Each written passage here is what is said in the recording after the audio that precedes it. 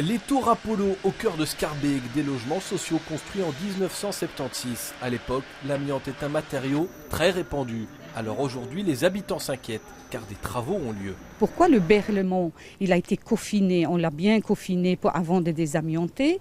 Le viaduc Reyers, on l'a coffiné. Pourquoi ici on ne coffine pas? Ancienne habitante de la tour, Faouzia se demande aussi si avec ses voisins, ils n'ont pas pris de gros risques chez eux, faute d'informations. Je ne le savais pas, j'ai fait des travaux dans mon appartement quand j'habitais ici. J'avais poncé de l'amiante, les plaques d'amiante qui sont sur les châssis. J'avais décapé les châssis sans le savoir et j'ai poncé l'amiante sans le savoir.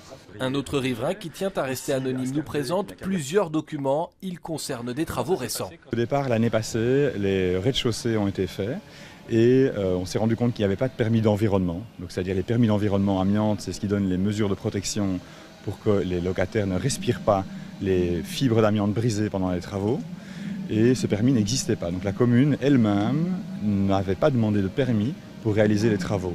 Interpellé, le bourgmestre évoque un double problème, mais il réfute tout risque pour les habitants. Il y a un an, lorsqu'il est apparu que l'inventaire d'amiante sur ce bâtiment était incomplet et qu'on a trouvé des plaques d'amiante à un endroit où on ne pensait pas en trouver.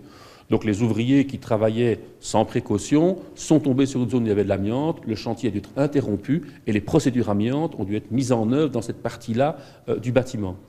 Et il vient y avoir maintenant un deuxième problème, c'est un second chantier, une autre entreprise qui a eu l'adjudication par la commune et qui a un sous-traitant qui, à l'occasion de travaux de remplacement de châssis, est intervenu sur une partie du bâtiment où il y a un tout petit peu d'amiante sans que les techniques spécifiques aient été mises en œuvre.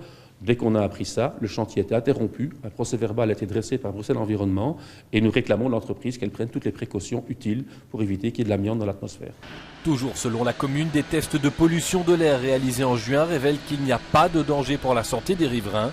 Le chantier se poursuit, mais la méfiance ne semble pas complètement dissipée.